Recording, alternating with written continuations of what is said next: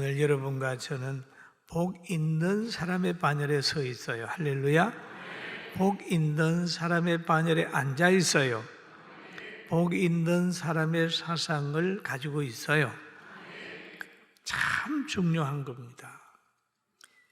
그러면 사람이 내가 가지고 있는 생각, 내가 가진 사상, 내가 가지고 있는, 처하고 있는 위치, 장소를 점검을 해야 됩니다.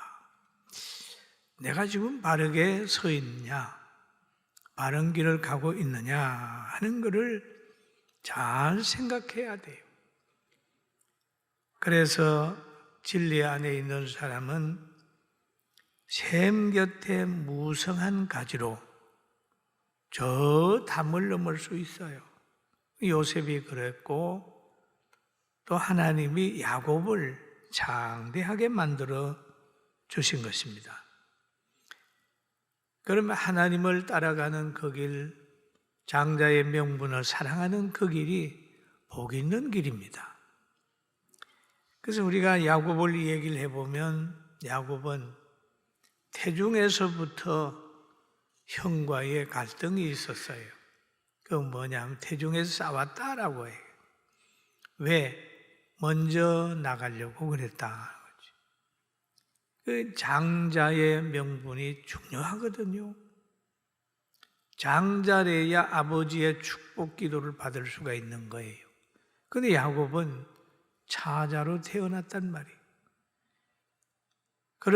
그래도 야곱은 장자가 되려고 노력을 했어요. 형이 배고파서 있을 때 팥죽 한 그릇 달라고 그러니까 형님 장자의 명분을 나에게 파십시오. 그래가지고 장자의 명분을 산 거예요.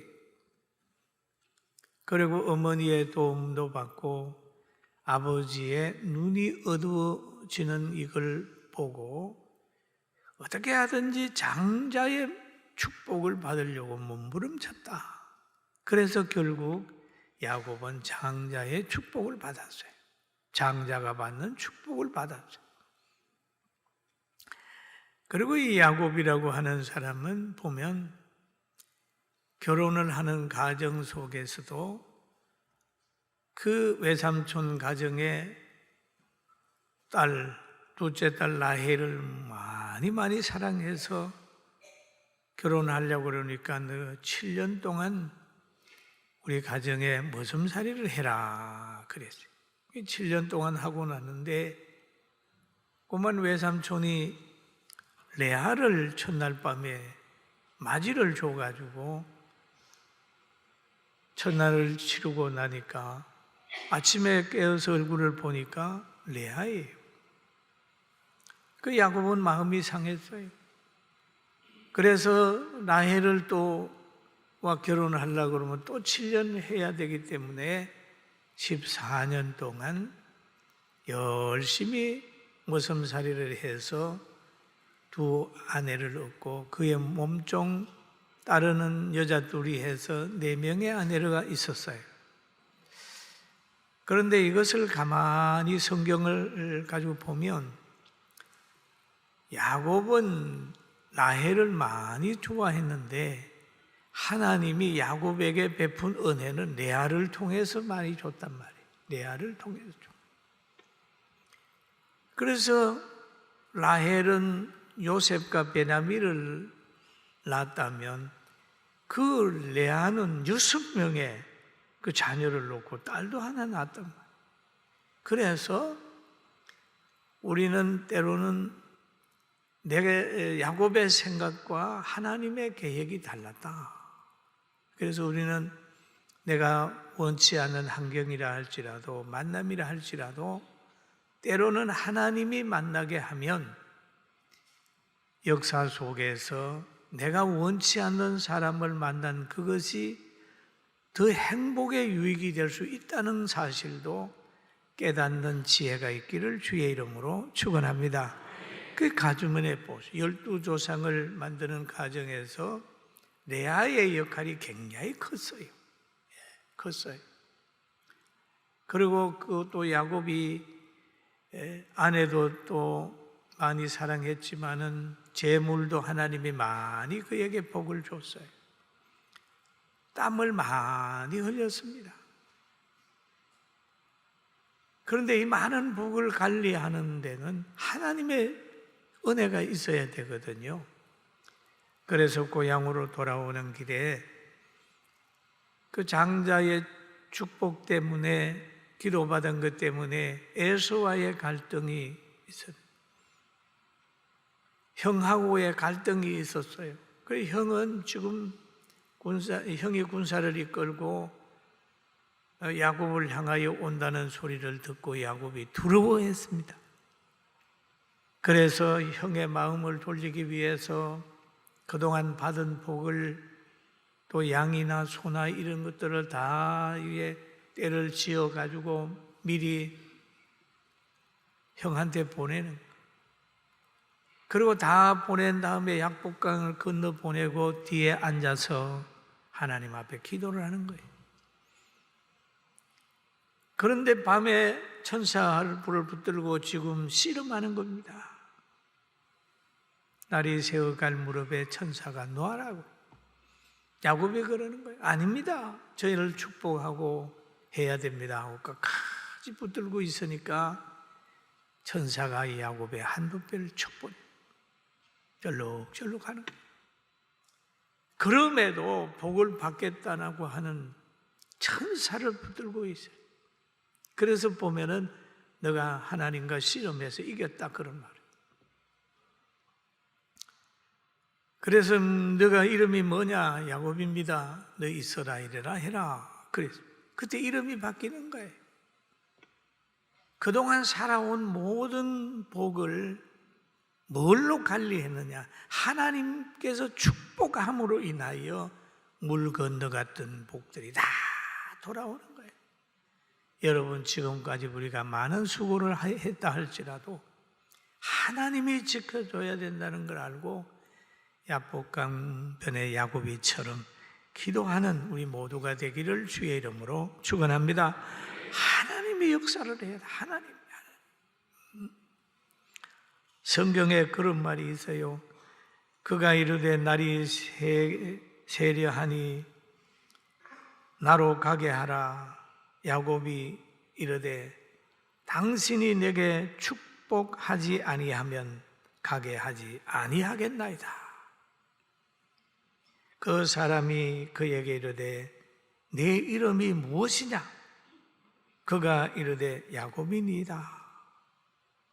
그가 이르되 내 이름을 다시는 야곱이라 부를 것이 아니요 이스라엘이라 부를 것이니 이는 너가 하나님과 및 사람들과 겨루어 이겼음이니라 라고 얘기를 하잖아요.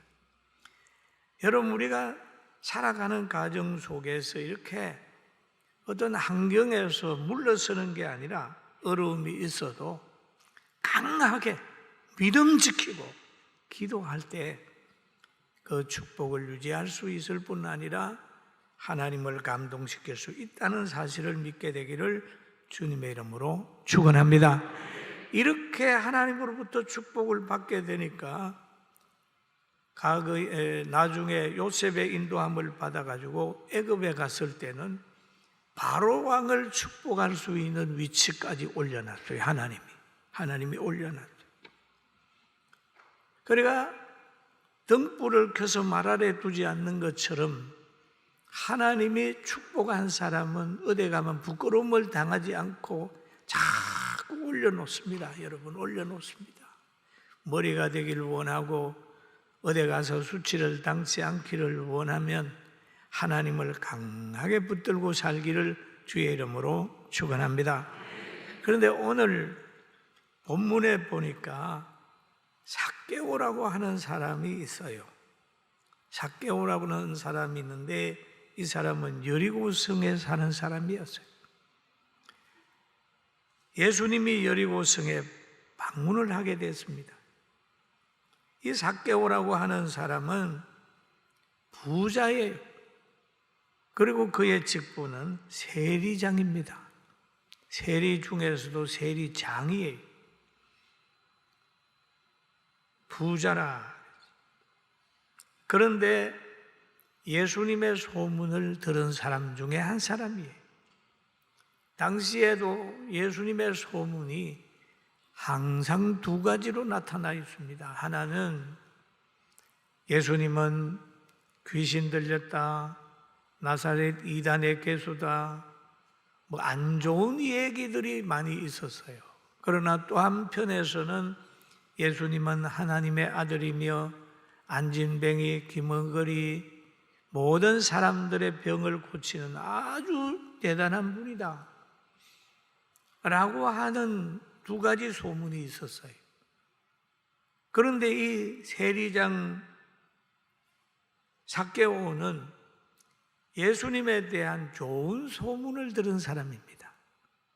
그래서 예수님을 만나려고 했어요. 그래서 예수님을 만나러 지금 쫓아가니까 만날 수 없게 됐어요. 3절에 보니까 그가 예수께서 어떠한 사람인가 하여 보고자 하되, 예수님이 어떤 사람인가 하고자 하여 보고자 하되, 키가 작고 사람들이 많아 할 수 없어. 예수님을 보러 갔는데 키가 작은 데다가 사람이 많으니까 그만 사람들에게 가리워서 예수님을 만나볼 수가 없었어요. 이 때에 이 삭개오는 어떻게 했을까요? 포기하고 돌아가지 않았습니다. 포기하고 돌아가지 않고 4절에 보면 앞으로 달려가서 보기 위하여 돌무화과 나무에 올라가니 이는 예수께서 그 자리로 지나가시게 되밀어라 라고 얘기를 합니다. 달려가서 돌무화과 나무에 올라갔다. 또 다른 성경에 보면은 뽕나무에 올라갔다, 그렇게 표현하는 부분도 있습니다. 키가 작다고 해서 포기한 것이 아니라 이것을 만회할 수 있는 지형지물을 찾았다라고 얘기합니다. 역시 우리들도 신앙생활을 하든지 사업을 하든지 어떤 일을 하다가 보면 자기의 연약한 부분들이 있을 수 있어요. 부족한 부분들이 있습니다. 그런데 이 부족한 것을 보면서 포기하는 사람이 있어요. 나는 없어. 도와주는 사람도 없어. 배경도 없어. 배움도 없어. 이러면서 포기하는 사람이 있어요. 그러나 포기하지 않고 길을 한번 찾아보는 사람도 있어요. 하나님이 나에게 주신 은혜가 뭐냐? 하나님이 나에게 주신 은사가 뭐냐? 다른 사람보다 잘하는 게 뭐냐? 라고 한번 찾아보세요. 있습니다. 있어요. 옛 어른들이 그러잖아요. 군뱅이는 뭔 재주가 있다고 그래요? 구르는 재주가 있어요. 자기 잘하는 게 있어요. 그런데 자꾸 사람들을 보면서 비교하고 하다가 보니까 이것도 안 되고 저것도 안 되는 거죠. 삭개오가 지금 뽕나무 위에 또 돌무화과 나무에 올라가서 감으로 인하여 예수님을 이제 만나게 되는 거예요. 그 나무를 올라가서 만나는 거잖아요. 그런데 그 당시에 이런 내용이 있습니다. 두 맹인이 길가에 앉아 있었습니다. 그런데 이 맹인 역시도 예수님을 다윗의 자손으로 믿었어요. 그리고 자기의 병을 고쳐줄 수 있는 분으로 믿었어요. 그런데 누가 인도하는 사람도 없잖아요. 이럴 때에 맹인이 가진 게 뭡니까? 말소리는 정상이거든요. 그래서 마태복음 20장에도 보니까 맹인 두 사람이 길가에 앉았다가 예수께서 지나가신다 함을 듣고 소리 질러 이르되 주여 우리를 불쌍히 여기소서. 다윗의 자손이야 그렇게 얘기합니다. 그럴 때에 그 31절에 보니까 무리가 꾸짖어 잠잠하라 하되 더욱 소리 질러 이르되 주여 우리를 불쌍히 여기소서라고 얘기를 하죠. 무리가 꾸짖어 그랬습니다. 꾸짖어. 여러분, 우리가 기도하고 주님께 나가려고 하면 항상 무리들의 방해가 있을 수 있어요.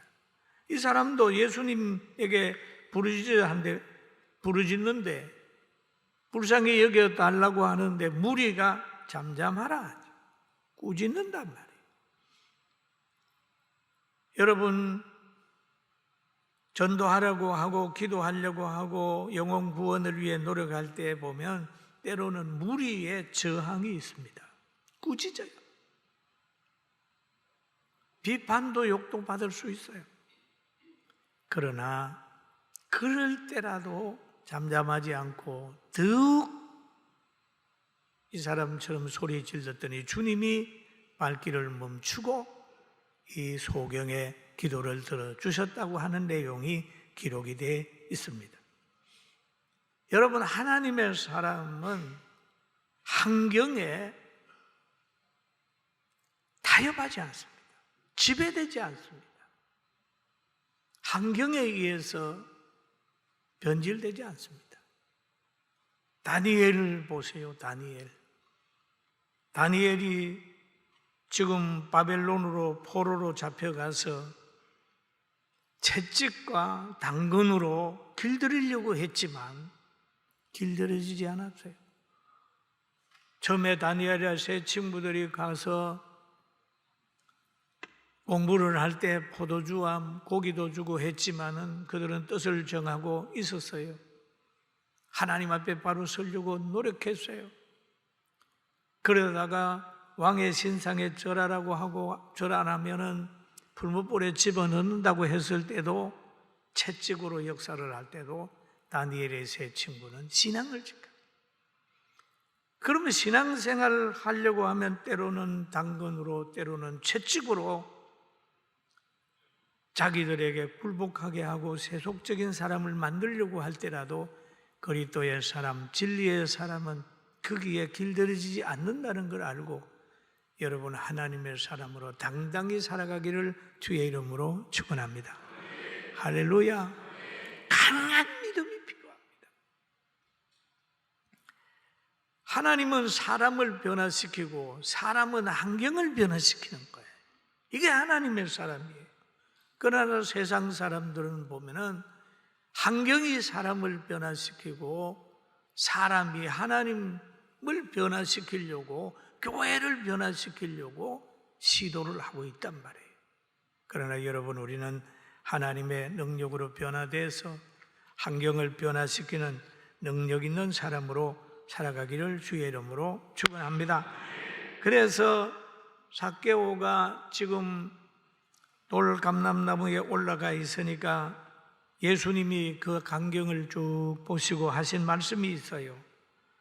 삭개오야, 빨리 내려오라. 속히 내려오라.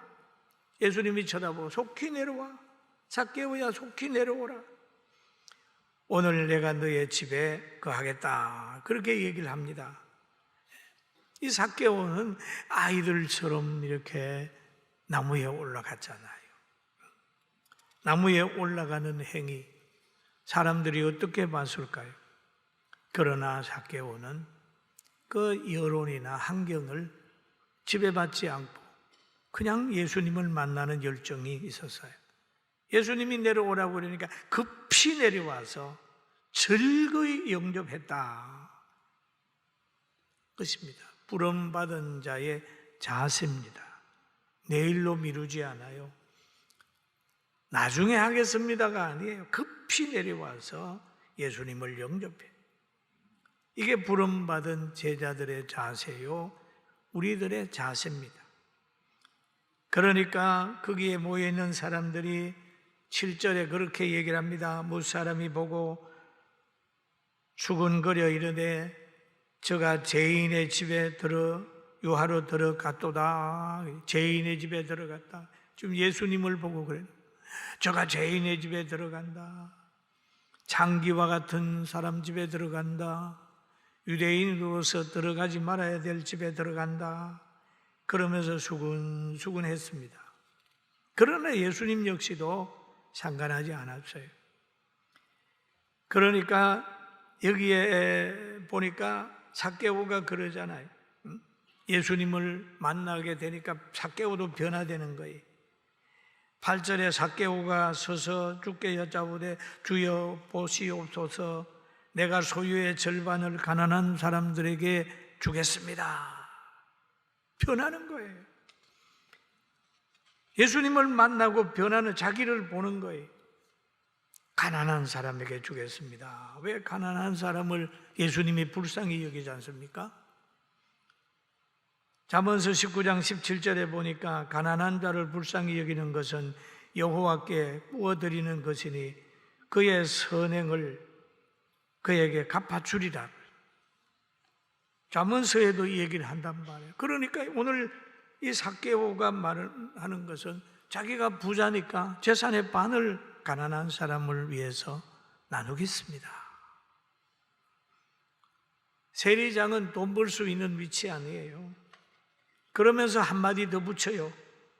만일 누구의 것을 속여 빼앗은 일이 있으면 내가 4배나 갚겠습니다. 4배나 갚겠습니다. 절반을 드리겠습니다. 그리고 회개하면서 다시 남의 것을 속여 취하면 4배나 갚겠습니다 라고 얘기를 합니다. 중요한, 그럼 4배나 갚는다고 하는 말은 율법입니다. 하나님의 법입니다. 출애굽기에도 보니까 남의 양을 취했으면은, 훔쳤으면은 나중에 4배나 갚아라. 그리고 사무엘하 12장 6절에도 보니까 다윗이 그 한 말인데, 그가 불쌍히 여기지 아니하고 이런 일을 행하였으니 양의 새끼를 4배나 갚아 주어야 하리라. 남의 양 한 마리 잡아먹었으면 4배나 갚아줘야 된다는 거예요. 삭개오가 그런 고백을 하고 있습니다. 아무쪼록 여러분, 예수님 만나서 회개하고 변화되는 축복을 받기를 주의 이름으로 축원합니다. 삭개오가 변했어요. 예수님 만나 변했어요. 그 예수님이 그러는 거예요. 오늘 구원이 이 집에 이르렀으니 이 사람도 아브라함의 자손이로다. 구원이 이루었다. 오늘 구원이 이 집에 이르렀다. 그러니 천국 가는 것은 마찬가지지만 다른 문제도 어려운 문제가 해결이 되었으리라 믿습니다. 할렐루야. 구원이 이루었다. 이 사람 역시도 아브라함의 자손이다. 세리장이라고 많은 사람에게 정죄받고 멸시받지만 이 역시도 아브라함의 자손이다 라고 하는 주님이 확인해 주는 거예요. 인자가 온 것은 잃어버린 자를 찾아 구원하려 함이라. 내가 온 목적 중에 하나도 이런 사람을 만나서 구원하는 게 하나의 인자가 온 목적 중에 하나다. 그러면서 그를 축복한 내용이 있습니다. 저는 오늘 이 말씀을 준비하면서 생각하기를, 우리가 키가 작고 배운 게 없고 재산이 없고 여러 가지 문제가 있을 때도 좌절하지 마라. 성경에 보니까 감당할 시험만 주고 감당 못할 것 같으면 옆에 피할 길을 예비했다. 그래서 우리는 믿음을 가지고 항상 전진해 가자는 거예요. 할렐루야. 할 수 있다. 부족하다고 말하는 것보다 내가 주 안에 있으면 주님께서 하시면 할 수 있다. 이런 믿음을 가지게 되기를 주의 이름으로 축원합니다.